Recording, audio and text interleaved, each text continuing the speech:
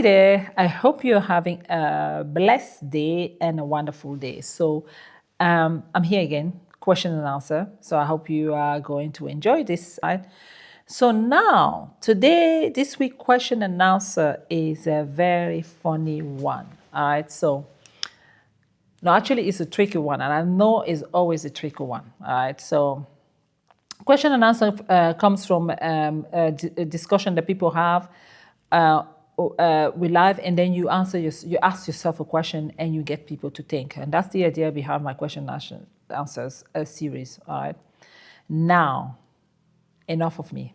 Okay, so this one is a tricky one. So I went to a family wedding, and I did have hit a conversation after the wedding. We always, like, we African Cameroonian mostly, we love debates. So in France, it's very big. Like if you go to a Cameroonian gathering in France, you're just going to end up with a debate somewhere. So we're in the house, and one of the family members who just got married, we're in the house, we're discussing about few things, and then we happen to talk about people who we knew in the past and who have happened to become something else. So one of the conversation alluded to a person who I have now become a pastor, and it appears that this person was living a very horrendous, in the eyes of everybody, horrendous life. Okay, so I don't know what horrendous life means in fairness, but I think he wasn't a saint, basically.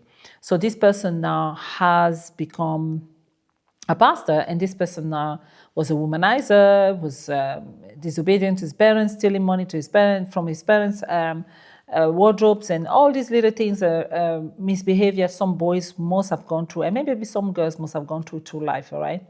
So it turns out that now the person is a proclaimed man of God and he's a proclaimed pastor, right? Now we do know that there's a lot of fake pastors and fake believers and all that. So look, the world is a messed up place. So that's who it is. I mean, hate the game, don't hate the player, hate the game, right? So that's the way it is. Now, on this occasion, I don't know, I haven't seen this person in years, and I don't know what his story is. I just heard that the person has become someone that is big, all right, into religion.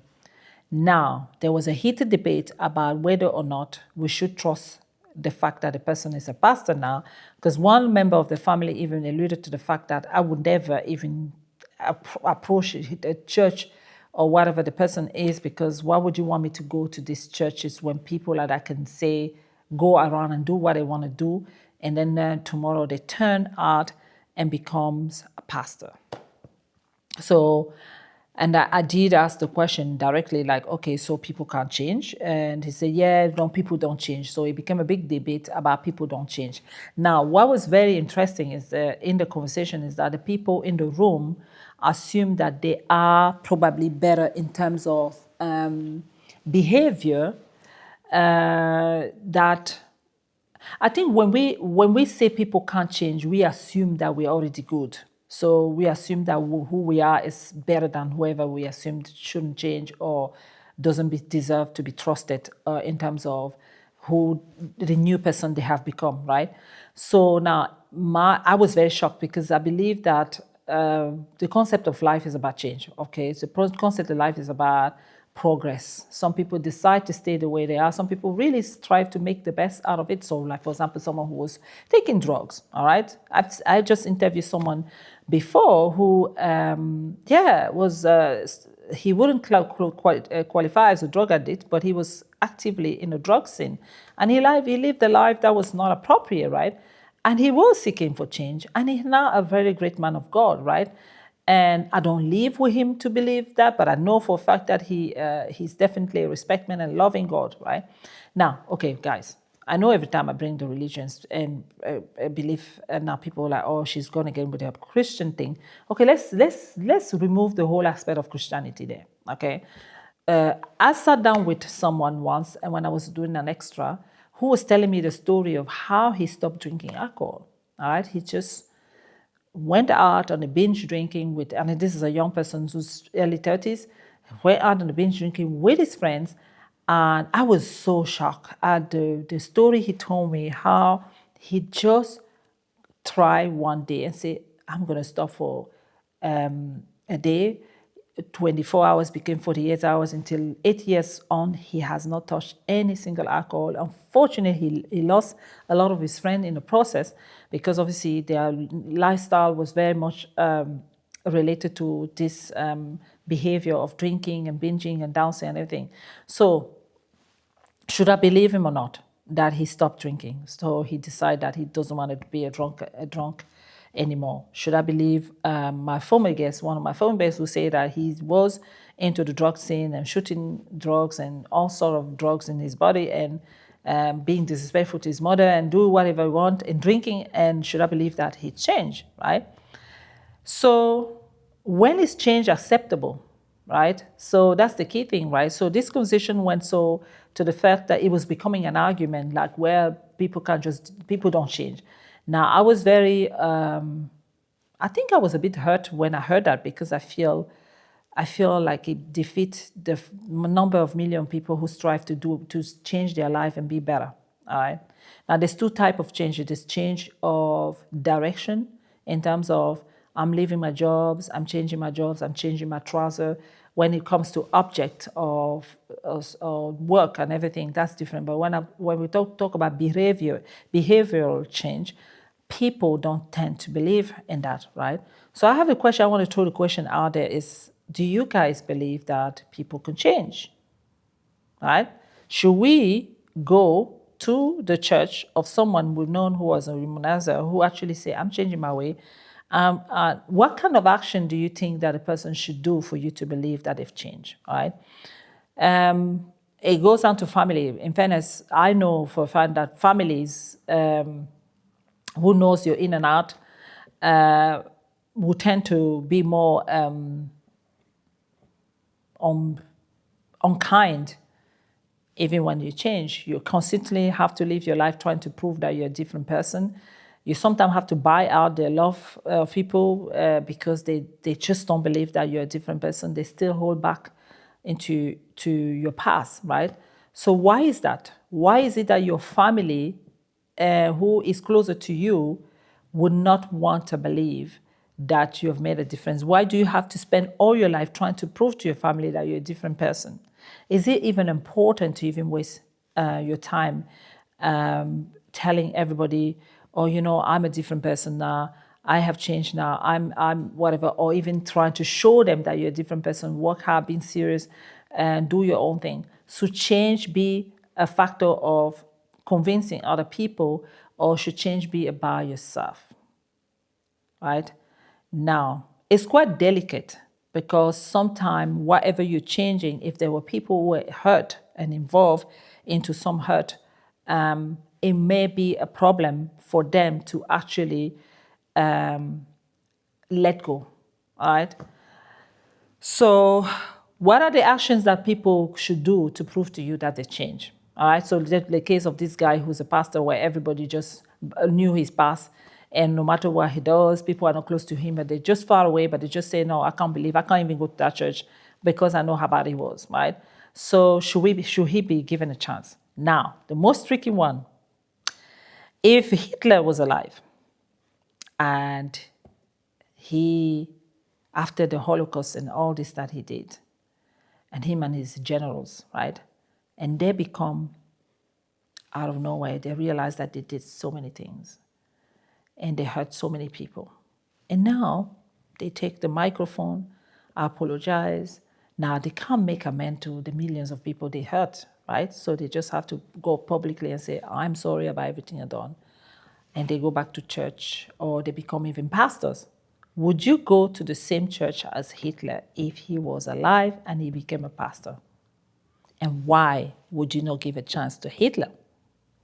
Why would you not give a chance to a member of your family? Why would you always expect your member of family or friends to fall because you still hold on to what they've done in the past, even when they change? Now, let's go to the person who's decided to change. Whatever factor or reason you've decided to change, should your change be about redemption towards other people, or should your change be about a realization of your actions and your patterns, and you want to be the best that you can be and step away from those patterns? Should you be consumed about trying to convince the people along the way, or should you be convinced, trying to make sure that you now change who you are based on the pattern of what you were doing before, right? So these are kind of very interesting topic there. And please like and subscribe, please comment, and please don't be rude in the comment. But should we be given a chance? Now, I'm going to bring back the Bible, right? So one of the true concepts that Jesus did when he came back on earth, he came on earth, and that what makes him different to a lot of other, if you want to call him a prophet, let's say, for example, arguments say you think Jesus was just a prophet, all right? He wasn't the Son of God and everything, okay? Let's beat the whole concept of other religion. And let's say, okay, yeah, Jesus is not, oh yeah, we don't believe Jesus is a prophet. So like, you may know a lot of people believe he was just a prophet. He wasn't the Son of God. Okay, let's argument that you're right, which I know it's not, but let's argument say you're right.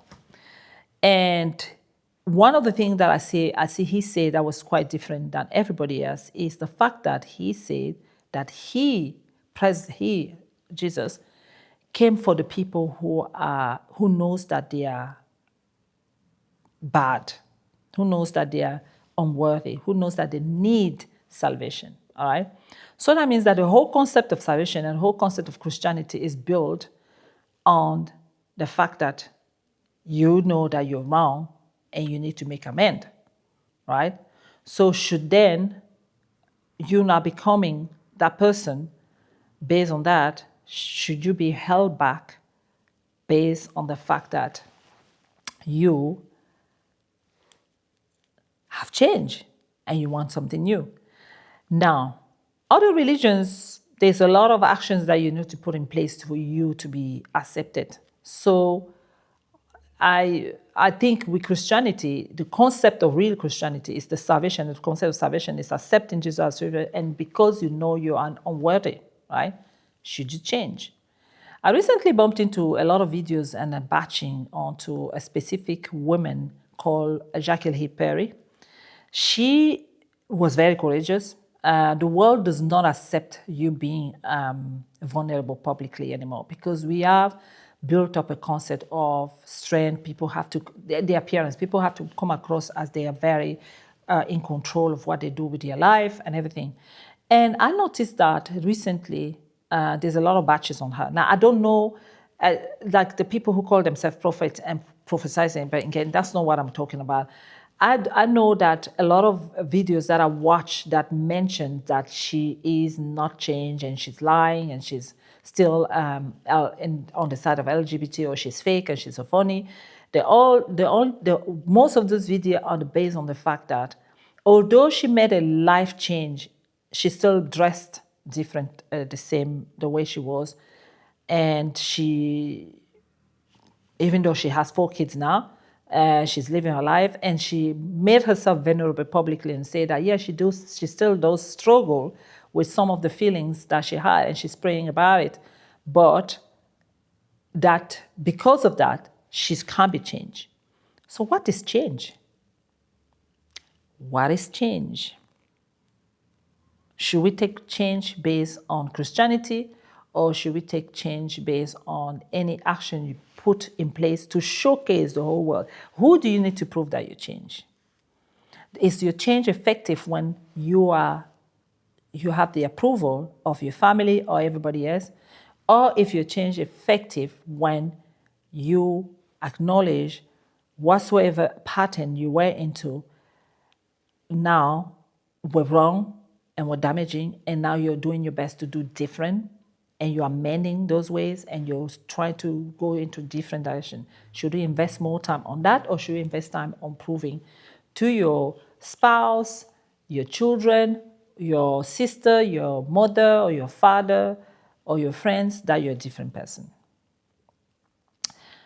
One thing I would say before I leave is that I noticed that if people have made up their mind about you, there's nothing you can do.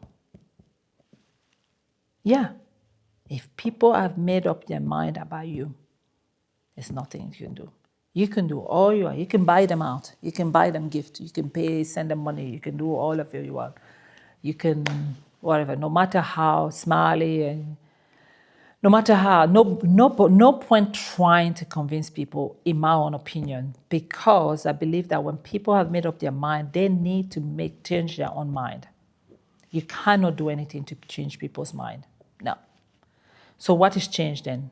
Is change have to be about convincing everybody, or change is about a behavioral direction that allows you to readjust the pattern in which you were doing that were actually bad for you and for the people around you. That's, for me, what changes. But what do you think? If Hitler was alive and he was to be a pastor, would you go to his church? Is Donald Trump or Obama are to become pastors, would you go to their church? That's a question that I will hope to hear from you guys. Don't stay silent. I know people do have a lot of comments on a lot of non-relevant video in this life, but this is a very important discussion. So I leave it out there, put it out on YouTube. I'm hoping that you get some answers, and let me know. I'll need to know what you have in mind about that. All right.